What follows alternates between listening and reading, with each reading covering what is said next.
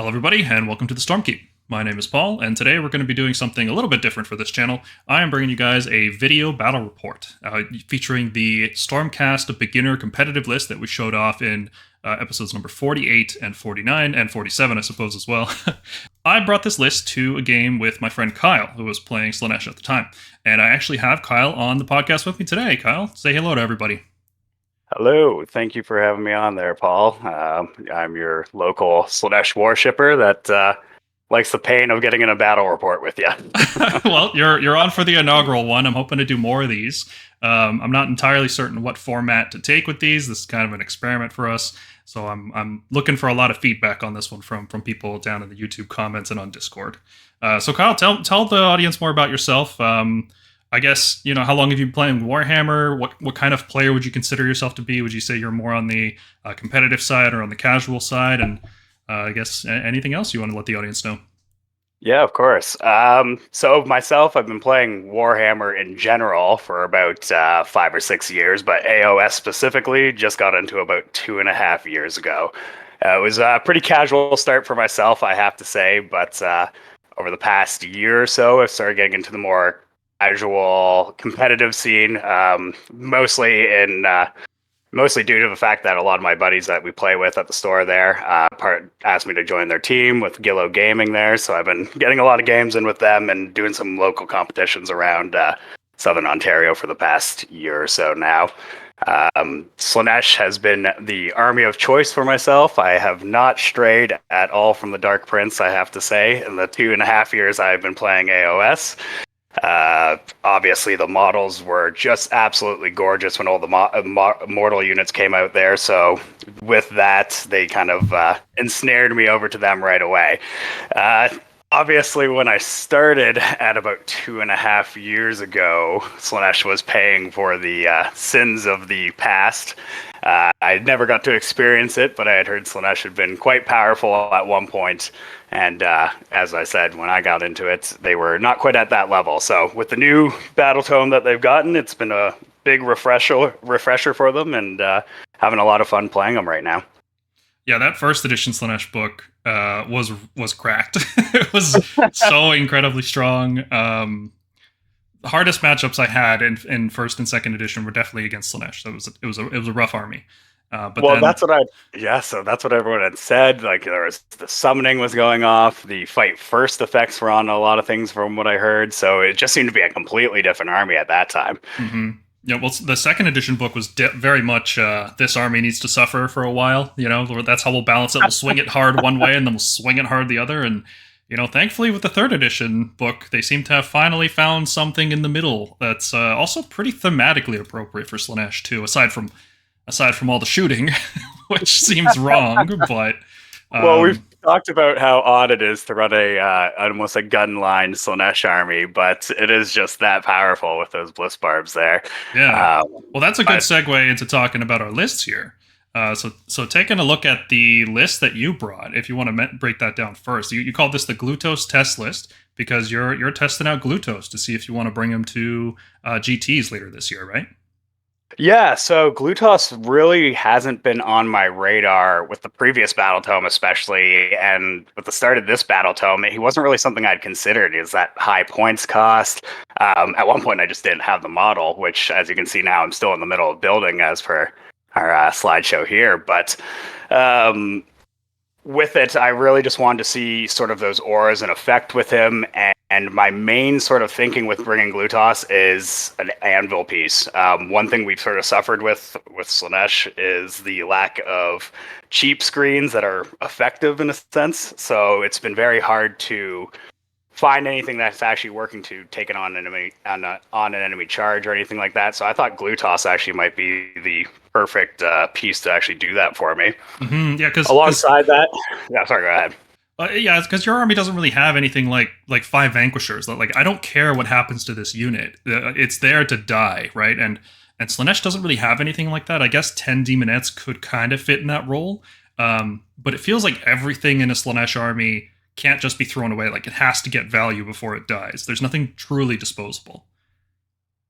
Yeah, I never find myself going into it with free points to sort of throw away into anything. It's always a really hard choice as to what I actually want to engage. It's very pick or choose, especially when it comes to getting into combat with units. There, you really can't overcommit, so it really makes it hard to find effective screens or anything that you can sort of waste at any point. So Glutos, with his ability to heal himself and basically have that high armor save and keep up, and also just a large profile itself with the model, makes him sort of that great filler piece. Not to mention that 12-inch aura on him, which comes into handy all the time. So Glutos then would be the core of your list. And what did you think would be a good pairing to go with him? And pairing is actually, oh, that's a good pun. Nice job, Paul. I was gonna say, if you can throw any culinary puns in there, I'm gonna appreciate that with them. Well, oddly enough, I threw Sigvald in, which lore-wise, does sort of make sense, but also they're not too fond of one another. But I've thrown him in this list as sort of, I was thinking a countercharge, sort of a bit more fighty piece that would complement Glutos in this list. I was hoping Glutos might be able to weather some charges from especially any of your Draculines coming in and then hit you back with Sigvald. As we've seen, though, I find Sigvald can be a little bit swingy. So lately I've been less likely to use him, but in this list I thought he might work well for a combination there. The Lord of Pain, I find I'm using him a little bit less now with the points increases, but the his buffing abilities when he's on an objective there, just that +1 to hit, +1 to wound, is just phenomenal. So I think it's really a great piece to be bringing in with you. And most lists I find I'm either bringing him or alternating him out with the or just taking him out at that point and focusing a bit more on some troop choices. But if he's in the list, I think he's a great piece to have for buffing, especially your Bliss Barbs and your Twin Souls there. And finally, I think Contorted Epitome as the other hero. You always want a Contorted Epitome, I find, in a Slaanesh list. The rerollable casts, the Overwhelming Acquiescence, which is a +1 to wound, 24 inches away on D3 enemy units, is just phenomenal. In this list, I did make the Contorted Epitome the general for myself, the warlord there, with the Strength of Godhood, Born of Damnation, and Crown of Dark Secrets for the artifact. Strength of Godhood being issuing a command, we'll give them +1 to the rend and +1 to the damage on the melee weapons. Born of Damnation to farm the depravity, and Crown of Dark Secrets, just a phenomenal artifact that I think when you're running Pretenders, you're pretty much bringing every time, which will, within 6 inches of a selected enemy unit, reduce their attacks profile to 1. So with a list like yourself with a couple hammers there, I think it's a great piece to be having. Oh, yeah. Especially the 6 Evocators on Draculines. Like, yeah, they'll still do a bunch of mortal wounds, but reducing all of their attacks down to 1 is really, really useful. Yeah, and people, because the Contorted Epitome 2 shuts down the commands when they're within 3 inches as well. So it's a really great piece, a little bit squishy in combat, but a lot of people aren't really expecting the fact that you're going to shut down those commands, and if you're getting up close to something, reducing those attacks. So you can take an enemy out pretty quickly without them really expecting you to with that Contorted there. A bit of a spoiler for this game, huh? I wasn't alluding to anything. I certainly wasn't expecting what the Epitome did here. Cool. Yeah, it's a solid list. Pretenders is really popular right now. Being able to issue, redeploy, rally, inspiring presence to all 3 units of Bliss Barb Archers. That's great. Because you have a Lord of Pain, the all-out attack issuing isn't as useful because you could just keep a bunch of them near the Lord of Pain. So there's a little bit of inefficiency there. But yeah, Pretenders is strong, especially with tons and tons of shooting. Now, I don't think your list has that same volume of shooting that we've been seeing from other GT lists, which are like, bring 70 Bliss Barbs, right before the nerf happened. You know what? It's been something I've been running through my head about doing, is just the reinforcement. Honestly, again, it's one thing where there's not a high availability of the kits at the moment. And like we said, it just got nerfed. I'm kind of expecting them possibly to get nerfed again down the road. So I don't really want to start building all my lists just based off that at the moment. So yeah, there's also the issue of battle tactics this season, right? Like if you just bring, let's say, 3 units of reinforced Bliss Barbs, like 60 Bliss Barbs, you're going to struggle with some battle tactics like surround and destroy, intimidate the invaders gets tougher with larger footprint models. On this battle plan in particular, it was quite difficult for us to get our units out of our territory. That's not something you can readily do round one. So I think it's not necessarily the best way to play. Maybe just like MSU spam Bliss Barbs might be the way to go. Maybe not the reinforce thing. And when you do that, then the Lord of Pain could potentially be really good. But we'll see. We'll see, I guess, how this season develops. Yeah, and like I said, it's there's something that they're extremely efficient as a unit, the Bliss Barbs, so I can see why people do want to run them and as many of them as you can. But yeah, I did find it even hard with just the 3 units of Bliss Barbs to get some of those battle tactics later on. So see how the GHB plays out and see how efficient they become later on. Sweet. Well, for my list, like I said, I was running the Stormcast beginner competitive list. This specific version of it was shown in episode 49 when we were talking about battle tactics. I built this list after a few test games in the season, and I quickly figured out how difficult it is to score battle tactics. So I whipped this version of the list together. It's pretty straightforward Stormcast goodness. You've got your Incanter, who's got a Dispel Scroll, once per game, just guaranteed Unbind. Battle Mage is in there to give a unit +2 run and charge, which combos very well with the Knight Relictor to translocate units 9 inches away. Then you have a +2 charge. This works very well with the Quester Soulsworn, who love to teleport themselves. So that's an independent teleport, which means your High Priest Knight Relictor can focus on other units teleporting around, like let's say the Long Strike Crossbows or just Vanquishers or Aether Wings or whatever you need. Filled out the list with some battle line choices, being Vanquishers, and a 4 block of Tempesters. I brought a reinforced block of Evocators on Dracolines because everybody at the store is doing it, so I thought I could do it too. To my chagrin, I must say. Yeah, and then I don't leave home without 3 Vanguard Raptors with Long Strike Crossbows. I feel like just having one unit is so pivotal to maintaining a board position right now, especially in this season. Everything is so spread out. Being able to just constantly pressure something is very useful. Like no matter where you are on the board, the Vanguard Raptors are going to find a way to shoot you. That's the thing. I can't stand going against the Vanguard Raptors because they are the bane of most of my units, I must say. They are just slightly higher than your threat range. That's the thing. You're always staying out of the threat range, and the Rend and the Mortal Wounds. The Mortal Wounds being my worst enemy when it comes to hitting my Bliss Barbs or my Twin Soul. Well, the Twin Souls, especially if they're out of combat. But yeah, no, I know how bad they can be, and I find it very hard to counter sometimes. Mm-hmm. In terms of grand strategies, I went with Overshadow. My initial thoughts this season were that was going to be the easiest one for Stormcast to score because we like destroying units. It doesn't require destroying all battle line units, just ones in the starting army. So even if you play against something like zombies, spam, as long as you kill the initial units and keep one of your Vanquishers alive, you can still score it. And it's pretty easy to hide one unit of Vanquishers in the corner if you really need to. So that was my initial feeling with Overshadow. And you went with Selfish Desire, which requires summoning 0 demons. So that's an interesting choice because I feel like anything that restricts your strategy in some ways is kind of a big opportunity cost, and like having the option to summon more demons, like that could win you the game. But then if the victory points you score off summoning demons counteracts the 3 victory points you just lost, it's kind of like, I don't know. So what do you think about that grand strategy right now? So that's actually a debate I was just having with Graham from the store as well there.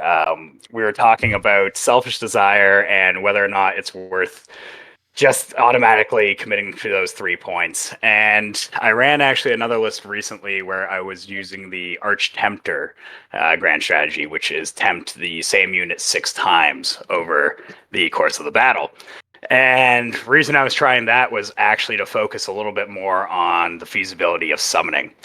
And it's just difficult to summon this battle tome. I find the units you want to summon, like the unit of 3 fiends, which is always a go-to. You're looking at 30 depravity now to summon in.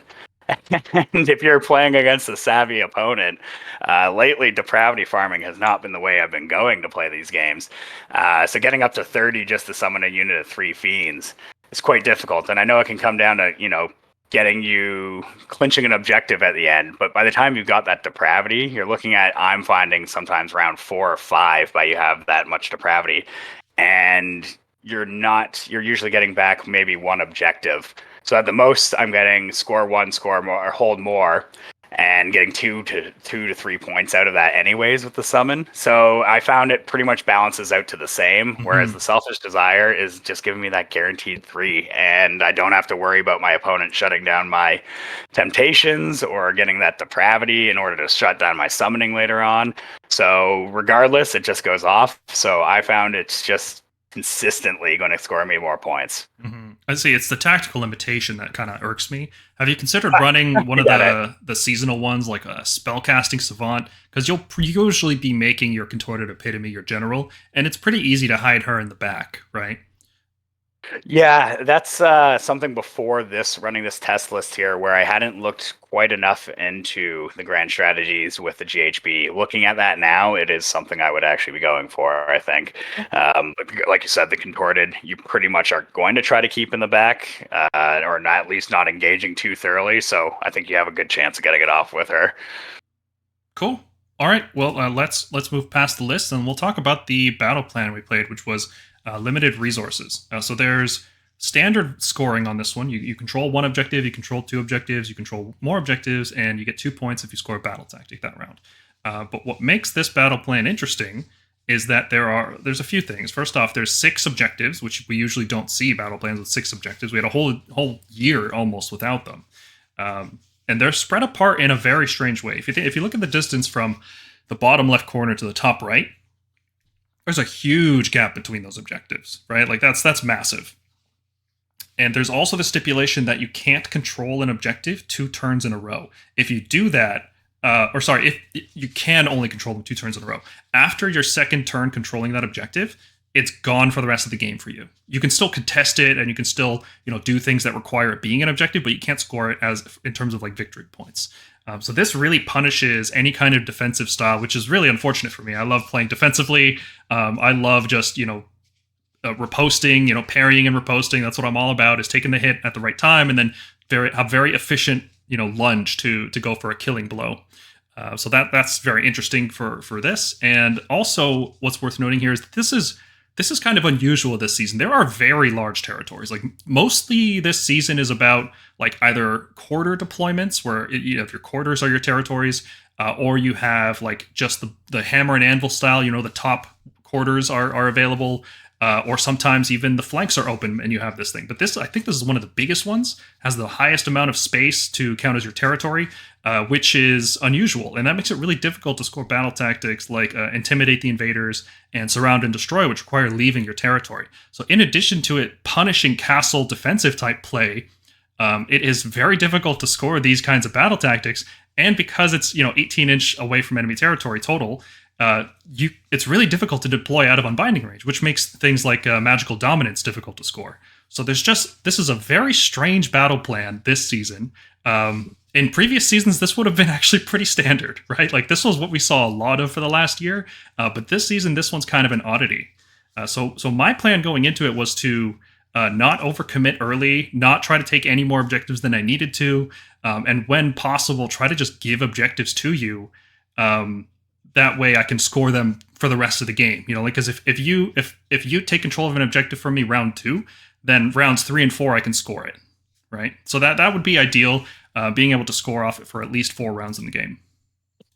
Yeah, that was one of the things I found I struggle a little bit with this battle plan, is getting a little too greedy, trying to get a couple too many objectives right off the bat there and limiting myself later on in the game. So you were great with allowing me to have objectives, as you said there, because it did come back to bite me later on. I was a very gracious host. That's right.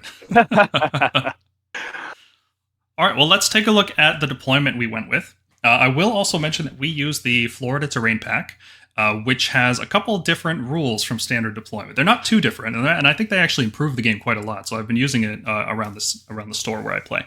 Big fan of them. Yeah, everybody that I've played with is a big fan of it. It seems to just simplify a lot of the rules and also make some things a little more interesting. So if in case you haven't played with it, which I'm assuming is most people, the rules are quite straightforward. You'll see that there are some printed rectangles there, MDF cutouts. Those are just there to help standardize the shape of terrain, so it's more obvious, how you get cover, how you get access to the mystical terrain rules. It just standardizes terrain shapes. You can see there's some other pieces there that are already flat cutouts, and those are simple enough to get cover. You can figure out which units are wholly within, which units are within an inch. It's just simpler, right? That's the first thing the terrain pack does. The second thing is that any piece of terrain over 2 inches is just counted as impassable. So that standardizes a lot of things, makes it really easy to understand, like, can I climb this tower and then stop my opponent from charging me?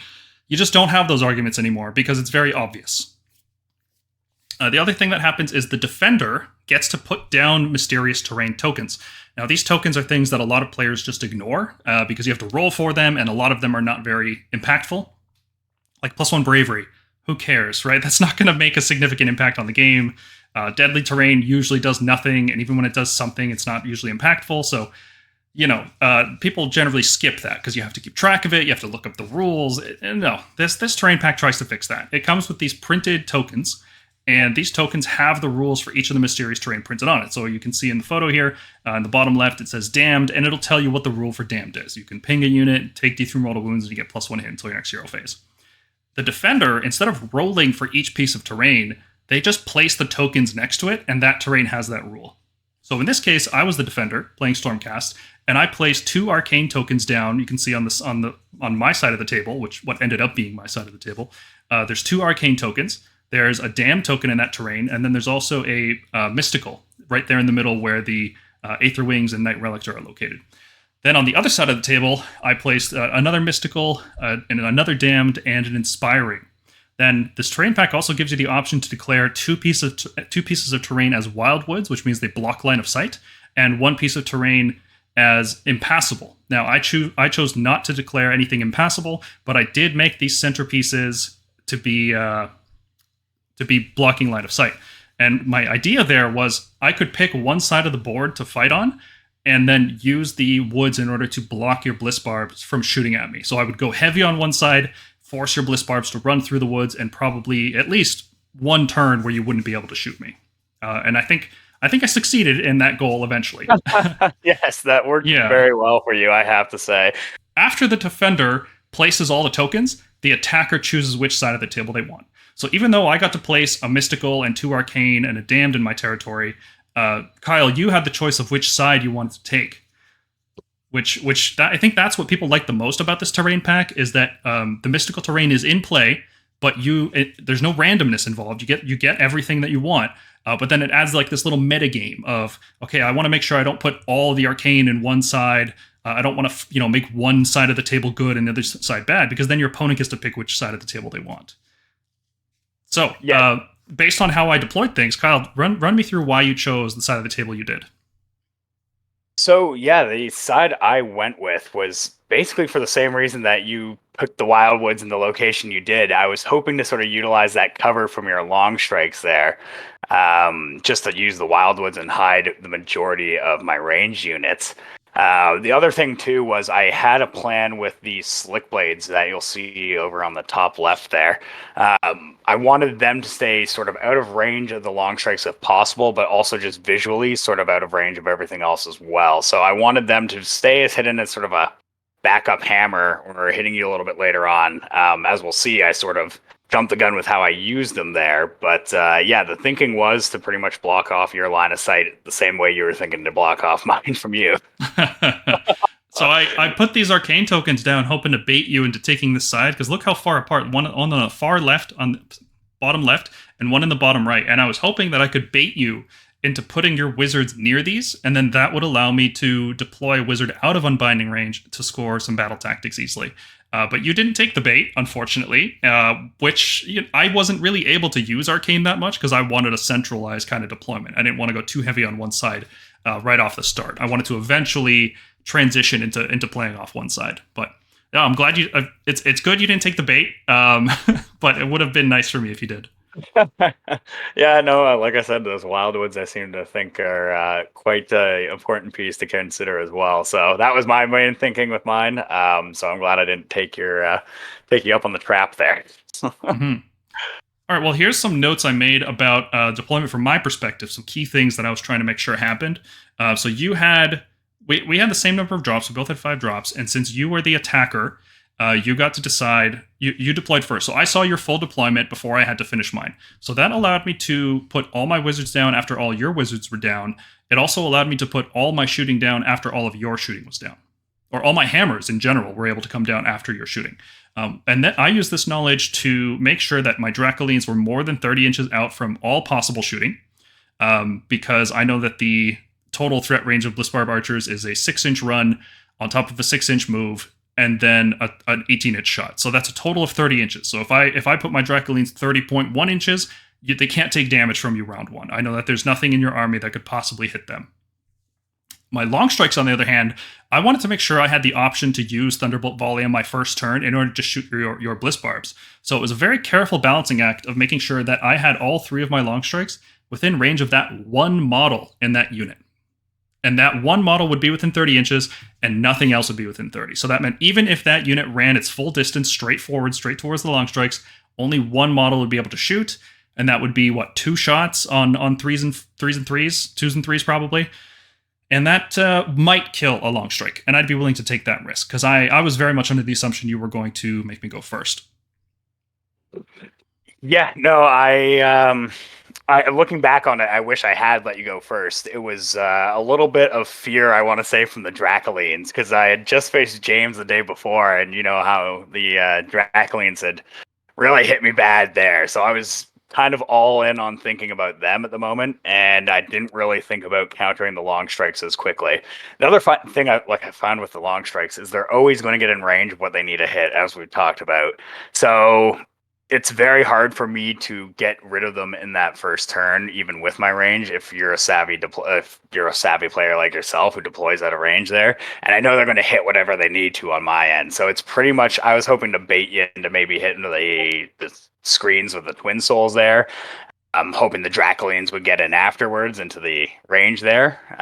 But yeah, no, it was just smart deployment on your end that really prevented me from being too efficient with that first turn. Mm-hmm.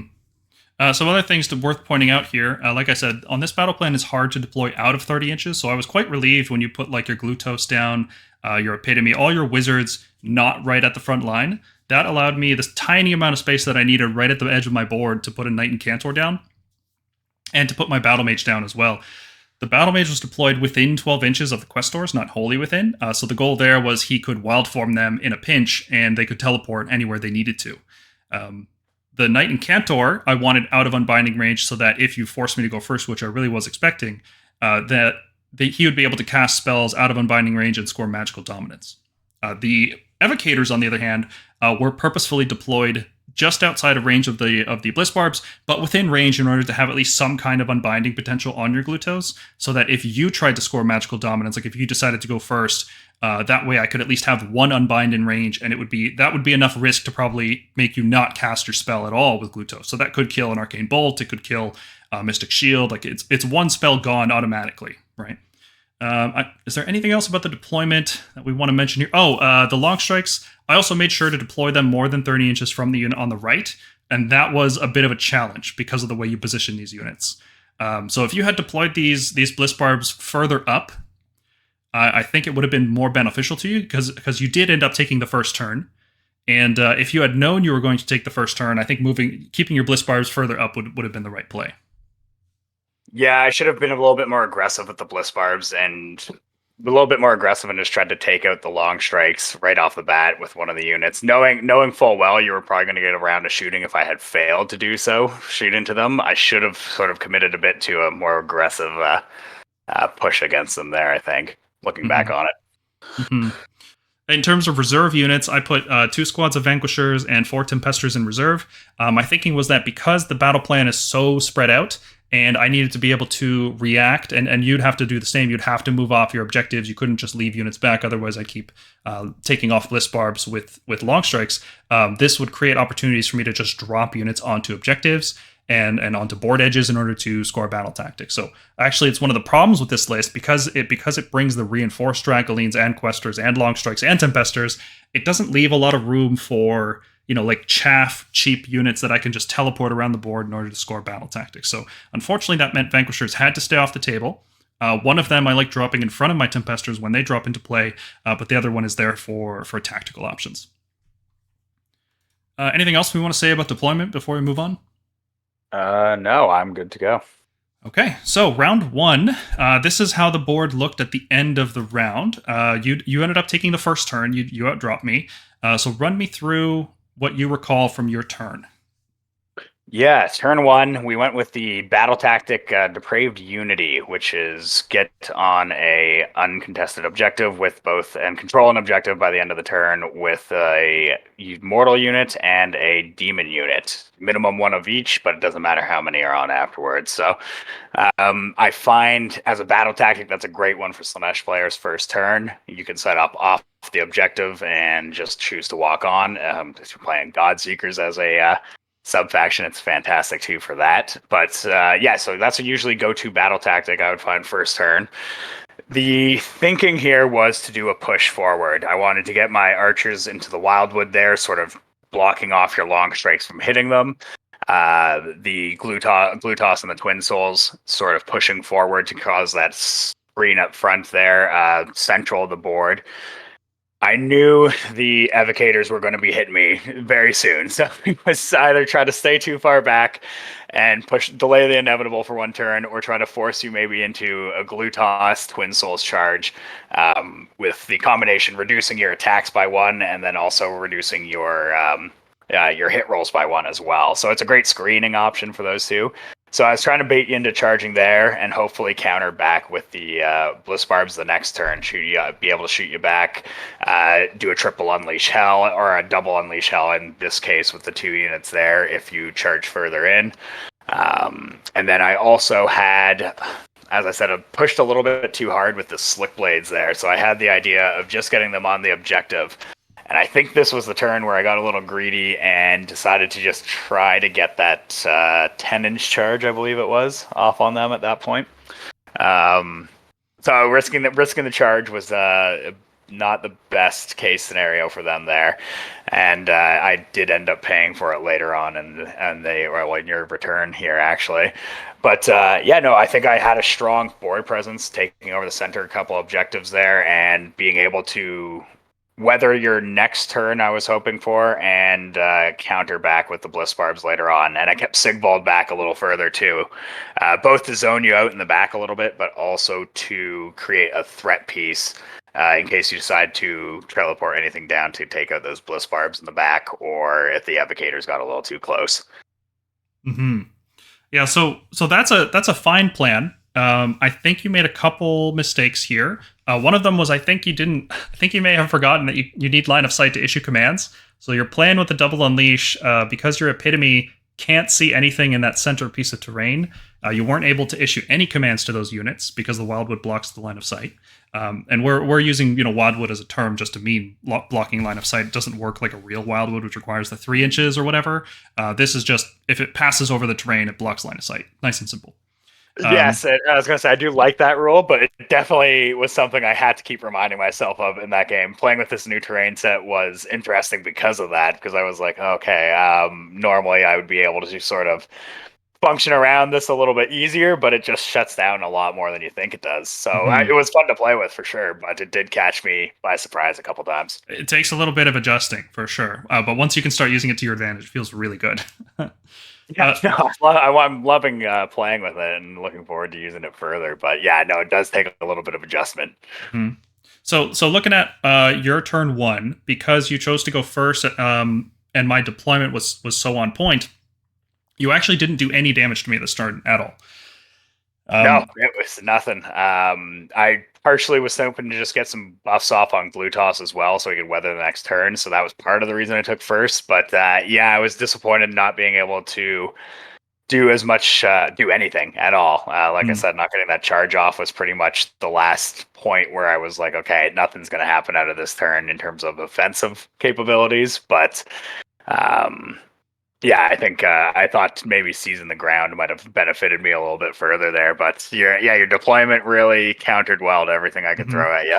It was also the case that your Glutos was down before I put any of my hammers down. right? Because just the way the drops ended up going, my Dracolines and my Long Strikes and my Tempesters are all in my Battle Regiment, which was the last thing I deployed, which was after you. So you didn't know where my Dracolines would be. If you did, your Glutos could have, kind of gone in the way of them rather than deploying on the other side. Because you can see here, and I guess what's about to happen, is I'm just going to run around your Glutos. I'm going to ignore him and just run past him. Whereas if he was directly in my way, that's a lot tougher to do. So this is another thing that, as a result of the deployment, because I was able to offset my hammer from your anvil, I can just ignore your anvil and run around it. Yeah, this is part of the reason I was just trying to test out Glutos. I've realized, you just got to put him front and center. He's not a subtle piece whatsoever. Everyone knows where he's going to be, sort of thing.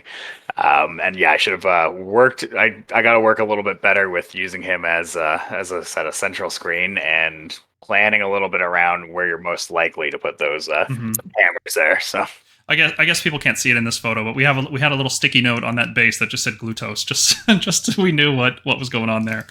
Okay, so this is how you finished your turn off, and I had taken a photo after I put a bunch of these range markers down, and I kind of tipped my hand because this was kind of like a discussion kind of game. It wasn't like the most cutthroat competitive game, so I tipped my hand a little bit and gave you my thought process based on the end of your turn. You did score, a 5-point turn, which is a good thing to do if you're going first. You should try to score as much as possible.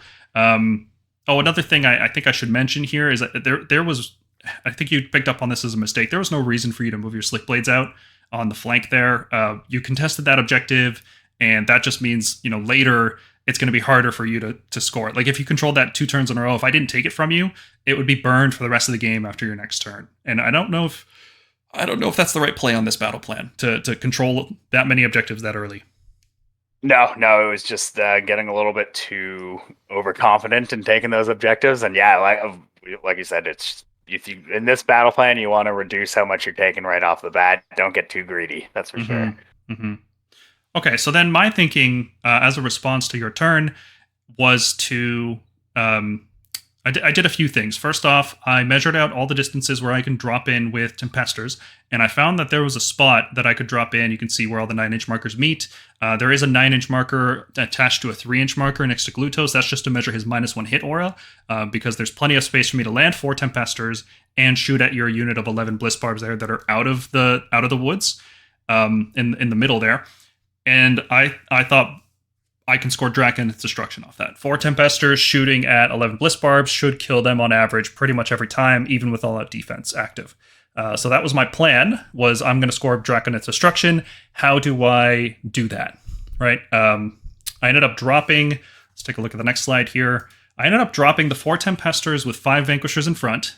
I moved the Dracolines up first, obviously in the movement phase, and that forced you to redeploy your Glutos back. Right? And that gave me more space to fit units without being in the -1 hit bubble, which was good for me. You also issued redeploy to the Twin Souls, although looking at it now, you probably shouldn't have been able to do that because they would have been out of line of sight, but that's fine. It didn't really affect the game too much. I think it might have even made it better for you because you could throw those mortal wounds in afterwards. Yeah.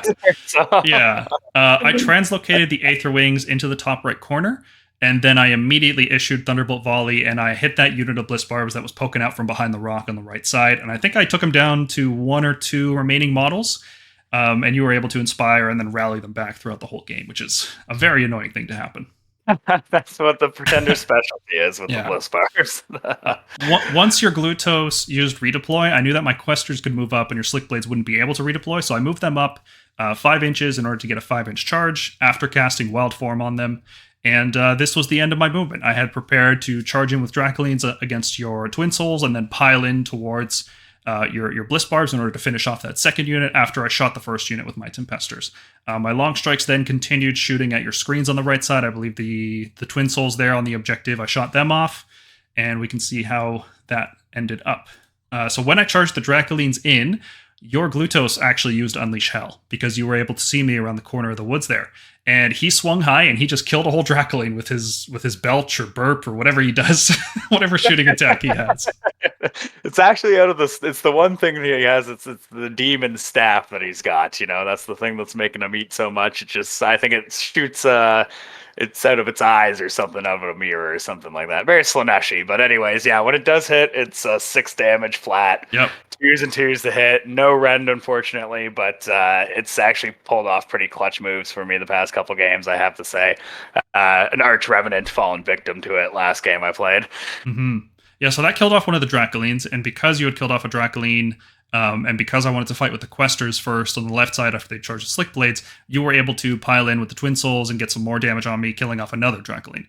Since I got reduced down to 4, I wasn't able to fully wipe out the Bliss Barb unit. The mortal wound impact just wasn't high enough.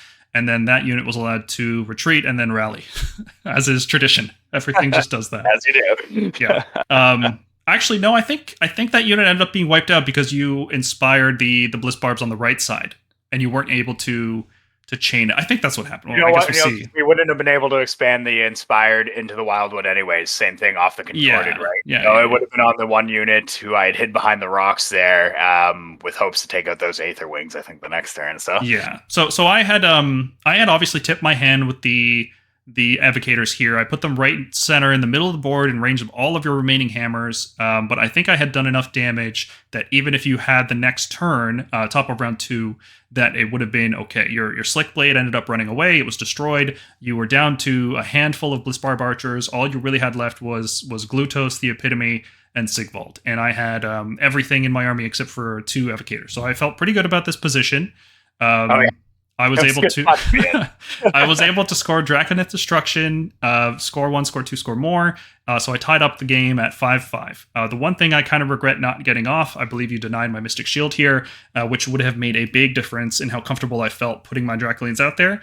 But knowing how fragile they are, it really, I just had to commit. You put your guys right in the middle of the board. I had to pounce on that.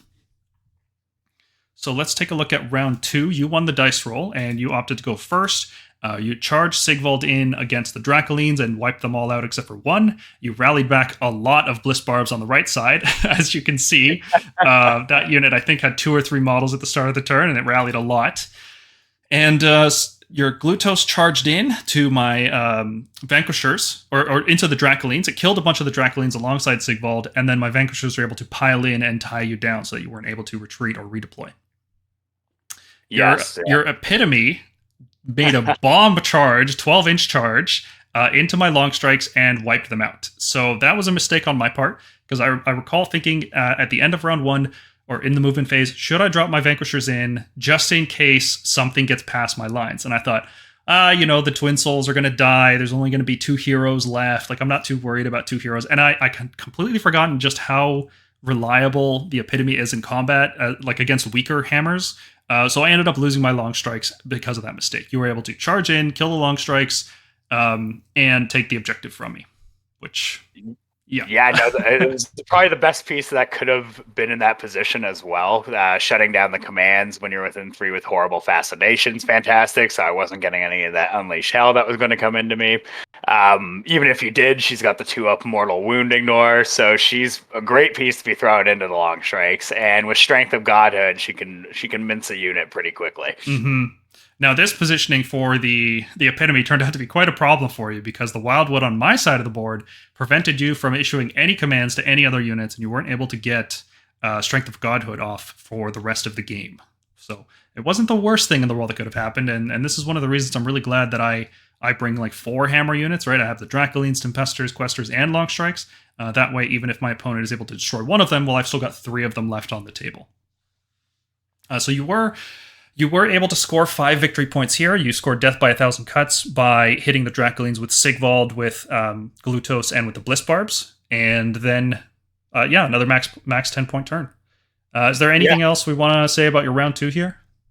In this one, there's no, like I said, the Contorted pretty much really helped me stay in the game, I would say, at this point, because he had those long strikes in. I think it would have been definitely almost game over by the end of your round 2 there. Those Questors hit a lot harder than I expected them to, and that was pretty much it. They are a great unit. We're very, very hot on them on this channel. Oh yeah, very fantastic. But no, at this point, I was feeling a lot better than I had been, having those Evocators down and having the long strikes out. I was thinking if I could just whether the return with the Tempesters there, and if those Questers maybe fail to charge or something along those lines, I'd stay in a little bit longer. So I was feeling pretty hopeful at this point. One mistake on my end was, again, taking a battle tactic, Death by 1,000 Cuts, that should have been left for a little bit later on. It's pretty easy to achieve, especially when you have a big hammer unit like Tempesters or Questers. I could have hit you later on with that and maybe went for something a little bit easier. At this point, though, I was struggling to even do some of the battle tactics out of the GHB. So it was a tough toss up as to what I wanted to do here. But looking back, I think I regretted with that battle tactic choice. Mm-hmm. For the record, the third unit that did death by 1,000 cuts was the Bliss Barbs that survived the previous turn.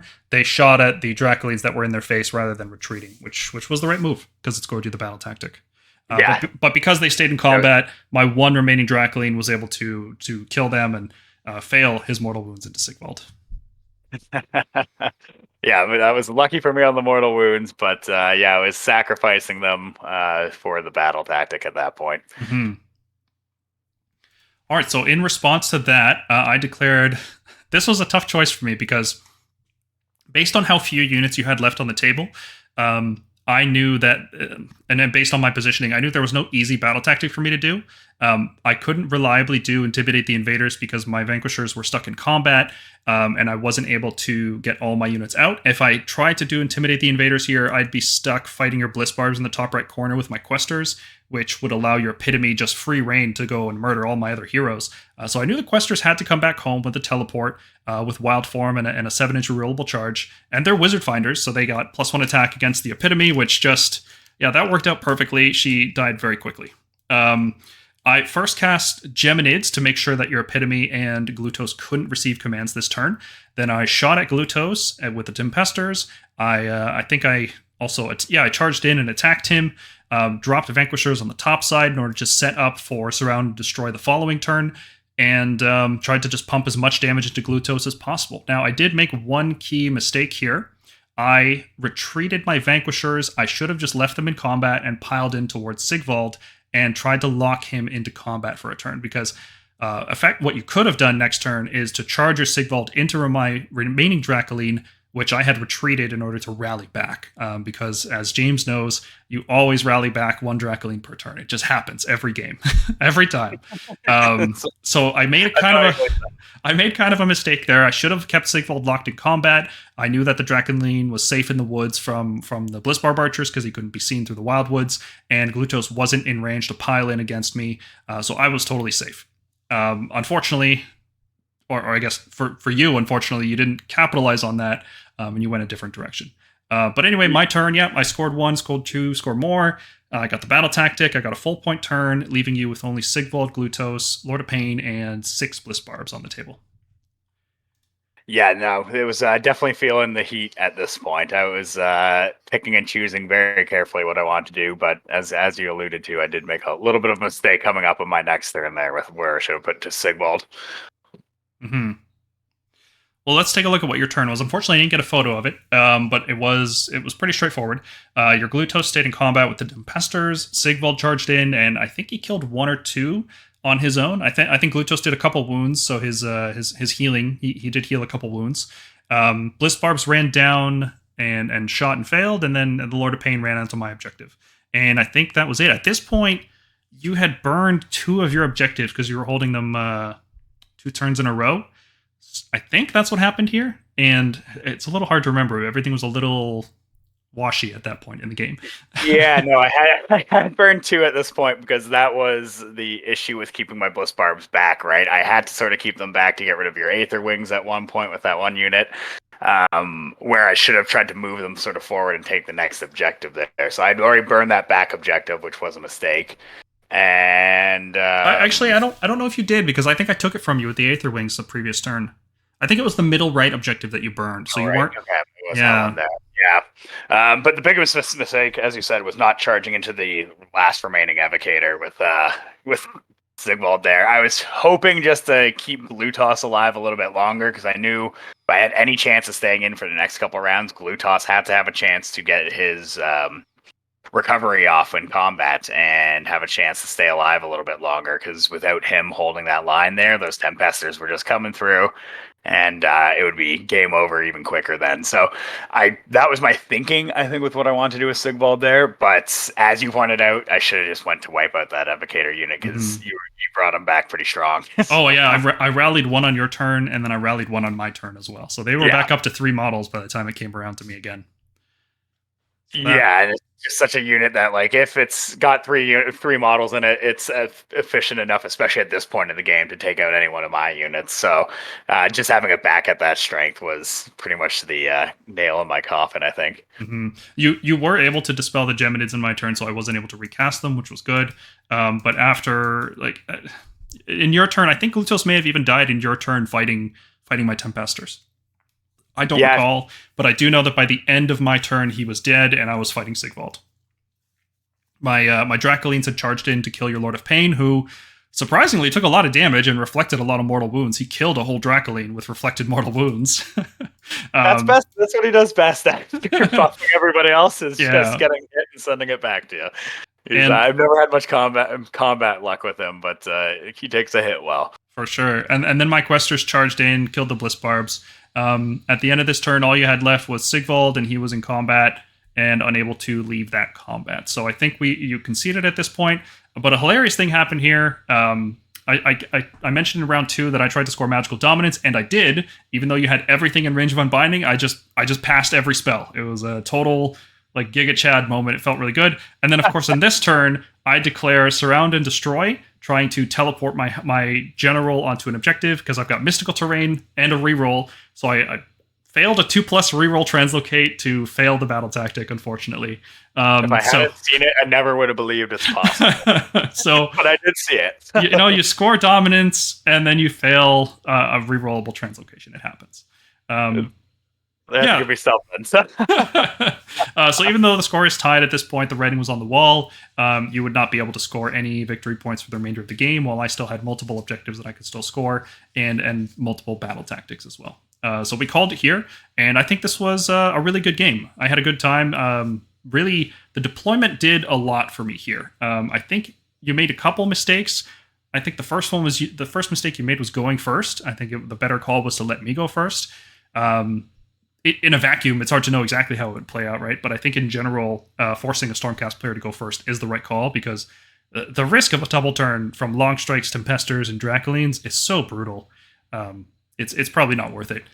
And I would have given you the first looking back on it. I think part of the thinking was I was a little bit worried because, as I said, I'd faced James before, and he had that first turn, as we came to call it, the cat scratch fever with the so I was still dealing with a little trauma from that game, I think, and was like, okay, I gotta hit you first, but your deployment was just so counter to what I was trying to do there. Well, unlike James's list, I don't run Lauchon with my Dracolines, so they have a pretty limited threat range. They don't have like table-wide threat range like James's list has. So it would have been a little bit different there. I would have just dropped in some shooting with some screens and peppered you, tried to kill one of your Bliss Barbs, and then it would have been a different game. But even when going first, I think you just overextended into the middle. Not just with your Bliss Barb or your Slickblade Seekers on the left side. I think moving all of your stuff down the middle of the board, putting it into charge range of my Dracolines, there was no reason for you to do that. Because consider you could, like, I know you were worried about the Long Strikes shooting you, but think that the Long Strikes are going to shoot you. Like, you can't really do anything about that, because I can just translocate them into range. You just have to accept that you're going to lose a unit of Bliss Barbs every turn. But it's like, do you want to lose one unit, or do you want to lose all of them by moving up? So a little bit more defensive play, I think, when you're going first is in order. I think you overplayed your hand, and you put yourself in charge range of my Dracolines, which I think is what cost you the game ultimately. Yeah, once the offensive output of the Bliss Barbs is gone, and as we saw, you had most of my Bliss Barbs gone by end of your turn there, first turn, so yeah, it was an overextension with them. Trying to be a little too aggressive, hoping that the double Unleash Hell would happen as well. Kind of playing myself with the Wildwoods getting in the way there. Definitely didn't do me any favors. But yeah, it was very clear to me early on I should have been pushed forward like I was there. And the Slickblades, that's one that just really bugs me, because that was just poor planning on my part. There was no need, as you had said. I could have kept them back there with Sigvald and had a nice little hammer to hit you back with when you engage me. So I overextended my hand, as you said. Yeah, still a great game overall. I'm really glad we played it out to the 3 rounds, and you didn't. It wasn't just like, oh, round one went poorly, so let's re-rack. Playing it out like this, I think, is a useful exercise. It'll teach you things that you wouldn't have seen otherwise. Well, until you read that last sentence that says Slaanesh player concede. Looks pretty good to me. But yeah, no, I like it's fantastic playing games out like this. I have yet to beat you, but I'm working on that. But it's a learning experience each time. And yeah, I walk away with the game at least lasting a little bit longer. I'm finding now, and getting the points a little bit closer until you've tabled me. Well, keep at it. Victory tastes sweetest when it's earned, right? That's it. And I'm a Slaanesh player. I gotta like the pain. That's the whole thing. Yeah. Speaking of which, during this game, how impactful did you find the depravity dice? Because that's something we hadn't really discussed. You were pinging me with it pretty much constantly. Yeah. It was good. You're, like I said, people who have played Slaanesh a little bit quickly learn how to kind of counter the standard use of your temptations dice there. I think I had one point where I hit you with it on, maybe it was one of your Dracolines, or maybe it was one of your heroes, where I forced you to give me the depravity at that point. I think there was a point with our game that might have happened there. Yeah, I think you finished at around 15 or 16, and that's because I just wanted to not take D3 mortals on the Tempesters anymore. Yeah, because it was limited. You were running out of models on a couple units, like the Evocators too, hitting back. I must have hit them a couple times with the Temptations, with my hits into them first, the shooting, and then whatnot. So I probably took off a couple mortal wounds with that. So I think just if you're hitting those high value units with the Temptations over and over again, they add up. And even though everyone doesn't typically give you the depravity points, the mortal wound usage can be great when you're really applying it constantly. So, yeah, I was pretty on it with this game, remembering to use it as much as possible. And getting up to 15 depravity isn't usually something I get around you. So I usually finish the game with you being under double digits, let's say. Yeah. Born of Damnation went off, I think, once or twice at least, and gave me a little bit. I think with the use of a primal dice, I got it off on one of those turns. So that had bumped me up, I think, 4 or 5 depravity by round 2, and a round 2 for me, giving me a little bit of a boost. Then obviously euphoric killers goes off. Can't really deny that there. And we were fighting pretty early on, so I was getting that. So. Well, it was a great game, and hopefully this has been useful to people watching. I know people have been requesting us to do this sort of content, talk about lists and deployment and how you approach different battles. I think the question I get all the time on the channel is, how do I deploy? Right? That's such a broad question that it's like impossible to answer, because it always depends on your list, your opponent's list, the battle plan, how they are using their units, what exactly you're worried about. Like, there's so many factors that go into deployment that really the only way to talk about it is through example. So hopefully this video has been a good step towards that, and has answered some, or given people some kind of illustration on what you need to keep on the board, watching out for specific threat ranges from units, and a few other things. So hopefully this has been a good video. Let me know what you guys think down in the comments. I'm very, very open to feedback on this one, because if guys like this, then we can do more of this stuff in the future. Thank you, Kyle, very much for coming on and giving me your thoughts on this game, and hopefully I can have you on again soon. No, thank you so much for having me on. Really big fan of listening to you guys, and getting in games with you too, Paul. So no, glad we got a chance to do it. I do just want to shout out quickly my gaming club, Gillo Gaming. Check us out. We do a lot of Southern Ontario events and everything else. So if you see one of us there, just come and say hi. But yeah, no, thanks for having me on, Paul. Really appreciate it. Oh, anytime, buddy. So thank you to all our viewers, and especially our Patreon supporters. If you think we missed anything, or our analysis in this video was lacking, please leave a comment down below. If you want to talk about AOS, then jump in the Stormkeep Discord server. We talk about Age of Sigmar all day, every day. We have a battle reports forum where I post more content like this video. So if you want to know more thoughts about random games that I'm playing, or James is playing, or anybody else in the community, can feel free to post there. You can post your models, you can ask for critique on them, or you can just show off how baller of a painter you are. We do community contests. I think our Stormdrake Guard contest just finished up, and there will be another one coming soon in September. And we do list building for all armies. I know that we have a lot of dedicated players for every army, not just Stormcast. Consider supporting the gang by becoming a member on YouTube or joining us at patreon.com/Stormkeep. For $5 a month, you can get early access to videos. You can get access to all the slides we use in these videos. And for a little bit more, you can get access to a private list workshop. So if you have a big GT coming up and you want some advice on how to get the last 5 or 10% squeezed out of your list to try to get the best chance of winning, you can get that from us. Coming up next on the podcast, we have a Season 3 Seraphon tier list update. We have Season 3 list building, and we've started working on our How to Counter Khorne video. All right, thanks everybody for watching, and we'll see you in the next one. Bye, guys. Thanks for having me.